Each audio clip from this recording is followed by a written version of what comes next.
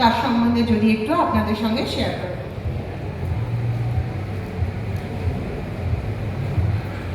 নমস্কার, শুভ অপরাহ্ন সবাইকে স্বাগত আপনাদের মূল্যবান সময়, আপনাদের এই বিকেলবেলা এমন একটা মেলা চত্বরে আমাদের সঙ্গে কাটাবার জন্য।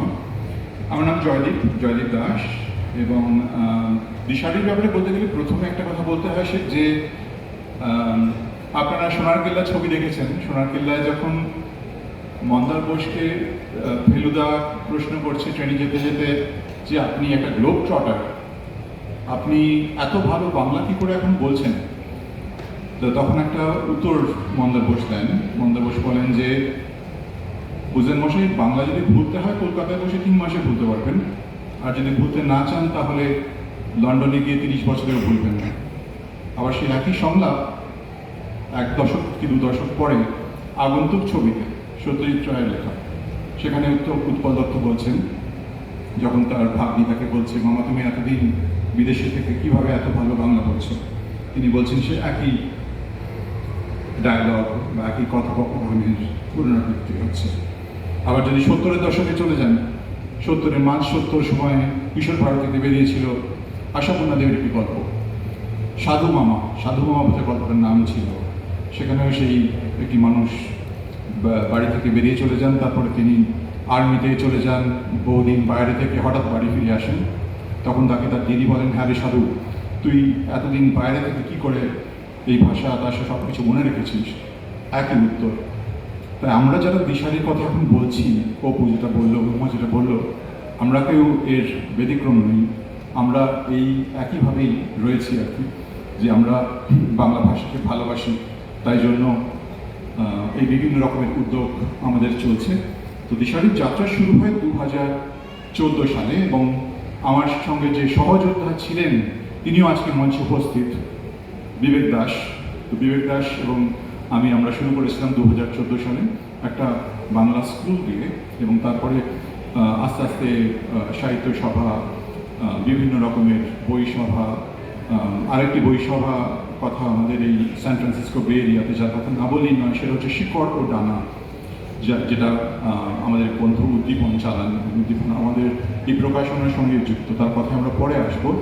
তবে এই ধরনের কার্যকলাপ চলতে থাকে, এবং চলতে চলতে তারপরে 2021 সালে আমাদের মনে হয় যে এর পরবর্তী পদক্ষেপ যেটা, সেই পরবর্তী পদক্ষেপ হলো একটা ইট পাথরের, যাকে ইংলিশে বলে ব্রিক অ্যান্ড মর্টার লাইব্রেরি দরকার আমাদের, যেখানে মানুষ আসতে পারবেন। ইতিমধ্যে আমি অবশ্য দেখতে পাচ্ছি অর্ক এসে গেছে। অর্ক, তোমাকে আমরা খুঁজছিলাম একটু আগে। অর্ক দে, তুমি দয়া করে মঞ্চে এসো। তা এই ইট পাথরের লাইব্রেরির পরিকল্পনা এবং তারপরে আমরা সেই তার বাস্তবায়নের পথে যখন যাই, তখন দেখি যে পথটা কিন্তু খুব একটা শক্ত নয়। যথেষ্ট মানুষের ইচ্ছে আছে, এবং সেই লাইব্রেরি আমরা তৈরি করি, এবং লাইব্রেরিটা সম্পূর্ণভাবে মানুষের অনুদানে চলে। নামটি দিশারি পাবলিক লাইব্রেরি, এবং এই পাবলিক কথাটার সঙ্গে কিন্তু জড়িয়ে আছে অনেকগুলো ছোট ছোট ঘটনা। যেমন যে কোনো পাবলিক লাইব্রেরি দেখলেই যেন মনে হয় সেই স্থাপত্যটা আমাদেরকে দুহাত দিয়ে ডাকছে, মানে একটা পাবলিক প্লেস হিসেবে সেটা যেন দুহাত দিয়ে আমাদেরকে ডাকছে।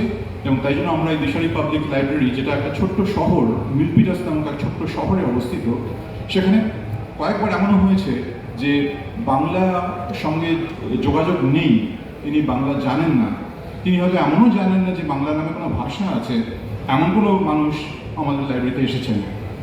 এসে তারা হয়তো দেখছেন এটা কী ধরনের বই রয়েছে, কী ভাষা। তাকে আমরা সাদরে আমন্ত্রণ জানিয়েছি, তাকে আমরা দেখিয়েছি যে যদি কোনো ইংরেজি বই থাকে সেই সম্পর্কে দেখাবে। তো যাই হোক, এই পাবলিক লাইব্রেরির সঙ্গে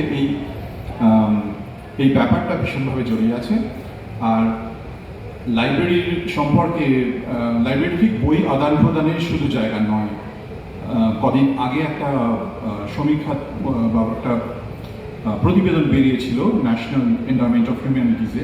সেখানে একজন লিখেছিলেন, যিনি আরবান কাউন্সিলের কর্ণধার, যে আজকের দিনে, তার এক্স্যাক্ট কথাগুলো ইংরেজিতে আমার মনে নেই ঠিক কি তিনি এক্স্যাক্ট কথাগুলো ব্যবহার করেছিলেন, কিন্তু মোটামুটি যেটা বলতে চাইছেন যে আজকের দিনে আমাদের চারপাশের বিভিন্ন রকমের যে ধরনের ঘটনা ঘটছে, তাতে এই পাবলিক স্পেস বা মুক্ত চিন্তা করবার নতুন জায়গাগুলো ভেঙে যাচ্ছে। তো এইখানে একটি লাইব্রেরি বা একটি পাবলিক লাইব্রেরি, যেটা বিনামূল্যে মানুষ সেখানে আসতে পারেন, বই সংগ্রহ করতে পারেন, তার উপযোগিতাটা অপরিসীম। এবং তিনি যে সময় এই কথাটা বলেছিলেন সেটা 2020 সময়, তখন পৃথিবী অন্যরকম ছিল। তখন আকাশ আরও নীল ছিল, শরদিন্দুর কথা বলতে গেলে আকাশ আরও নীল ছিল, হ্যাঁ, তৃণ আরও শ্যামল ছিল। তো পৃথিবীর বয়স অনেক কম ছিল। তো যাই হোক, আজকে যেন মনে হচ্ছে এগুলো আরও বেশি করে প্রয়োজন। তো এটাই ছিল আমাদের দেশের এই পাবলিক লাইব্রেরির তৈরি করবার যাত্রাপথ।